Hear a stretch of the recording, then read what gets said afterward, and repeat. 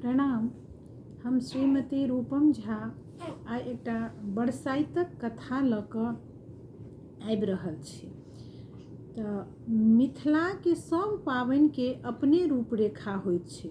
ओना बरसावित्री व्रत और पूजा भारतवर्षके बहुत राज्यमे होइत अछि, जाहिमे उड़ीसा, बंगाल, आंध्र प्रदेश, राजस्थान और असम दिस सेहो होइत अछि। आनो बहुत जाति करै छथि ई पाबनि, लेकिन ओ सब सत्यवान और सावित्रीके कथा पढ़ै छथि। परंतु अपन मिथिलामे जे कथा होइत अछि से नाग नागिनके कथा होइ छनि। तऽ आइ हम ओ जे किछु सुनने छी मिथिलांचलमे ही ओ हम बाजि रहल छी।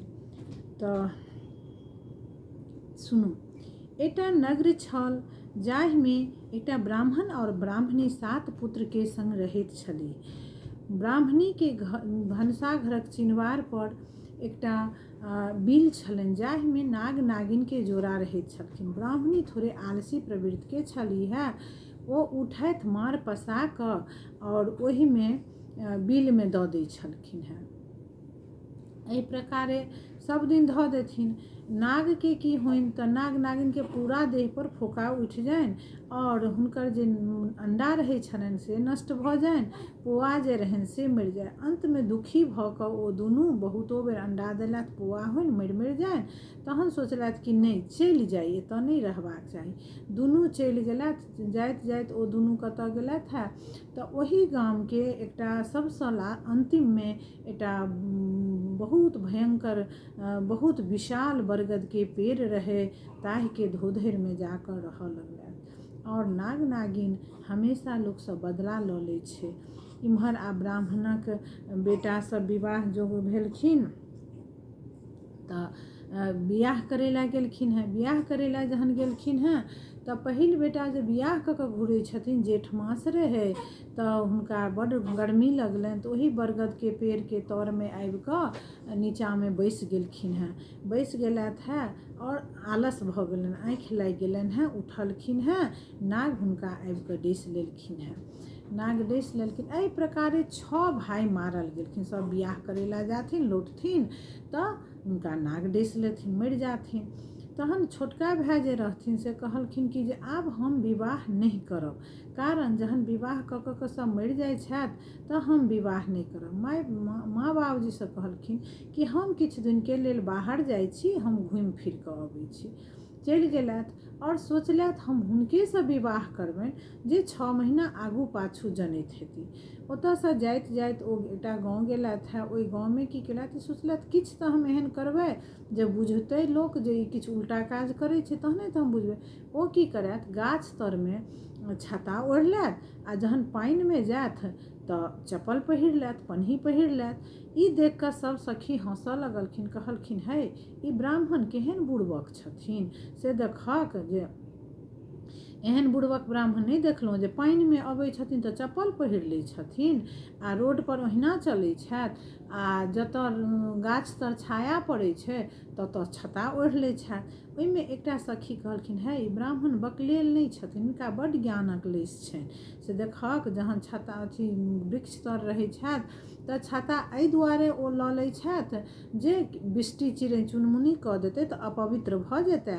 आ पानिमे काँकोड़, घोंघा, डोका, सितुआ ई सब रहै छै तऽ पैरमे गड़ि जेतनि, चाहे हुनकर पैरसँ जीव जन्तु मारल जायत। तऽ ताहि दुआरे से ओ चप्पल पहिर लै छथि।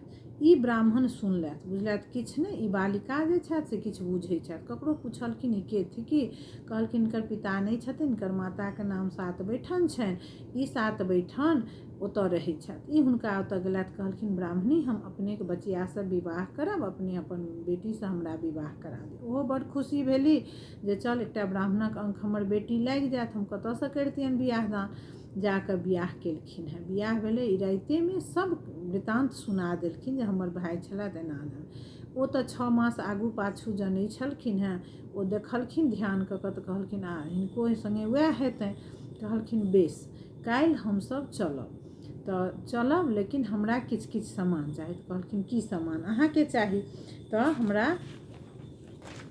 बरसाइत पाबनिक विधिके से थोड़े सामान अहाँ उपलब्ध करा देब तऽ हम ओ लऽ कऽ से चलब आ ओतऽ पूजा पसारब। कहलखिन की चाही तऽ कहलखिन एकटा फुलडालीमे कनिया पुत्रा, नौरी, 7टा बियैन, 7टा डाली, 7टा सूस आम, दूध, लावा, दूइब, तुलसी, फूल, बेलपात, अहिबात, खीरोधनी, 7 खीरोधनीमे 7टा उड़ीदक बड़ पका कऽ गैंथ लेली, सिन्दूर, पिठार, अक्षत, आरतक पात, केरा पात, आसन, छाता, लोटामे जल, मिठाई, औंकड़ी और तरह तरह के नैवेद्य, धूप, दीप, एकटा डाली पर कनि चाउर, जनौ, सुपारी से सब राखि लेली और सबटा लऽ कऽ ओही बट वृक्ष तर अपन पाबनि पसारि लेली। जहन ई पाबनि पसारली ताहि समयमे नागिन अपन चारा करै लए नदीके ओहि कात गेल छलखिन। लेकिन जखन ओ घुरलखिन तऽ ओहि दिन बरसाइत पाबनि पड़ि गेल रहै तऽ आब ओही कात रहलखिन। आ इम्हर जहन ई पाबनि पसारली, दूध लाबा देलखिन तऽ नागके नहि रहल गेलनि, ओ आबि कऽ दूध लाबा पटपट खाए लगलखिन। तऽ ई की केली, अपन खीरोधनीमे जे जल छलनि ताहि जलके उझिल देलखिन ओहिठाम आ ओहिमे नागके एना कऽ मूड़ी घुसा कऽ आ सरबा लऽ कऽ झाँपि कऽ जांघ तरमे दाबि लेलखिन आ पूजा कथा बचऽ लगलै, पूजा शुरू कऽ देली। नाग ओहि खीरोधनीमे दाबल रहि गेलखिन। इम्हर नागिन एली, देखली जे हमर नाग एखन तक नहि एला, देखै छा जे केओ पबनैतिन पाबनि पसारि कऽ हमर नागके बान्हि लेने छथिन। कहलखिन हे पबनैतिन, अहाँ हमर नागके छोड़ि दियौन, हमर नागके छोड़बनि तहन ने आइ हम पूजा करब, से हमर नागके छोड़ि दियौन। ओ कहलखिन हम अहाँके नागके कोना छोड़ि देबनि, हमर से हमर 6टा भैंसुरके ई डसि लेने छथि, आइ हम नहि छोड़बनि। अहाँके नाग चाही तऽ अहाँ दह पार कऽ कऽ आउ आ अपन नाग लऽ जाउ। कहलखिन आइ तऽ हम दह नहि पार करब। किया नहि पार करब? तऽ आजुक दिन जे केओ अहिबाती रहती ओ दहमे स्नान नहि करय, धारमे, नदीमे, एहि सबमे स्नान नहि करथि, कारण जे नाभि भिजतनि तऽ सोहाग नहि रहतनि। तेँ बरसाइत जाहि दिन होइया जेठ अमावस्याके, ओहि दिन नाभि नहि भिजेबाक चाही, दहमे स्नान नहि करबाक, आ जखन नहाय तऽ अपन नाभिके हाथसँ दाबि कऽ भिजऽ नहि दिए। तऽ एहि तरहे बहुत देर नागिन सङ्गे हुनका बहसा बहसी भेलनि। अन्तमे कहलखिन हम नहि देब। तहन नागिन कहलखिन बेस, हम अपन पतिव्रत धर्मसँ अहाँके 6 भैंसुरके जीवन दान देब, अहाँ हमर नाग दऽ देब। तऽ एकटा करू, अहाँके जे ओ खीरोधनीमे बड़ अइ ताहि बड़के आधा लऽ कऽ पाछू फेंकू आ कहियौ जे बड़ ले, आ आगू फेंकू तऽ कहियौ मर दे, मतलब भैंसुर दे। एहि प्रकारे 7 बेर अहाँ पाछू फेंकू आ 6 बेर अहाँ आगू फेंकू तऽ अहाँके सब भैंसुर आबि जेता। हुनकर सब भैंसुर एलखिन, एहि तरहे ओ सब भैंसुर जिलखिन। तऽ ओही चीजके एकटा अपना सब ओतऽ की भेलै जे नागके जे दबने रहथिन खीरोधनीमे, तऽ ओकरे रूपरेखामे एकटा बड़क पातके पहिल बेर बियाहक पहिल साल जांघक तरमे दाबि देलखिन आ एकटा बड़क पात माथमे लेबऽ लगलखिन जे ओहिसँ आ पाछू फेंकबै तऽ कहबै बड़ ले, आगू फेंकबै तऽ बड़ ले, आ पाछू आगू फेंकबै तऽ कहबै मर दे, मतलब भैंसुर दे। तऽ एहि तरहे ओ अपन पाबनि केली आओर बचल पातके फेर माथमे खोसि दियौ। माथमे खोसबाक अर्थ इएह भेलै जे फेर ओ कखनो अपने आप खसि पड़ै, तऽ ओहि लए ई नहि कि ओकरा टाइटसँ बान्हि देबाक छै, ओ तहिना लोक दैते छै हल्लुक फल्लुक जे कखनो अपने आप चलैत बुलैत खसि पड़ै। तऽ इएह अइ। दोसर कतहु कतहु ई बात अबै छै जे पैर तर बड़क पात राखी आ माथ तर नहि।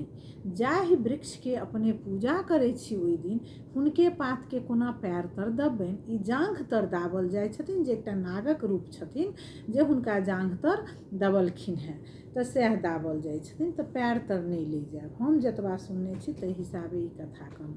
तखन हुनकर सम्पूर्ण भेलनि कथा और इम्हर नागिन अपन सबके अहिबातीके आशीर्वाद देलखिन, कहलखिन आजुक दिन ई जेठ अमावस्याके सब बट वृक्षमे जल दैत, पूजा करैत। कारण की होइ छै, एकटा एकर मतलब कारणो छै। कारण ई छै जे बरगद वृक्ष बहुत विशाल होइत अछि आ अहू समयमे बहुत पात होइ छै, तऽ चिड़ै चुनमुनी सब ओहि वृक्षपर रहैया जे ओकरा रौद नहि लगैया। आन गाछमे ओतेक छाह नहि होइ छै और बहुत पुरान विशाल होइए तऽ साँप कीड़ा सेहो ओहि अथीमे जाइ छथिन रहै लए। तऽ आजुक दिन जे बहुत लोक पानि देथिन, अक्षत छिटथिन, नैवेद्य छिटथिन तऽ चिड़ै चुनमुनी खेती तऽ हुनको किछु आहार भेटतनि आर नागोके आहार भेटतनि। तऽ एहि तरहे से ई कथा अछि मिथिलाके। तऽ धोखोसँ जहन फेर पुतोहु एलखिन हेँ तऽ अपन सब भैंसुरके लऽ कऽ एलखिन, प्रणाम केलखिन आओर माताके कहलखिन, हे माता, कोनो ब्राह्मणीके एक तऽ बिल जतऽ रहै ओकरा मुनि देबाक चाही, तुरत ईटा दऽ कऽ पत्थर दऽ कऽ बिल मुनि दियौ जे सुरक्षा रहै। दोसर, कोनो बिलमे गरम पानि, माँड़, दूध ईसब नहि देबाक चाही, कारण कोनो कीट पतंग रहतै तऽ ओकरा फोड़ा फुंसी होइके डर छै।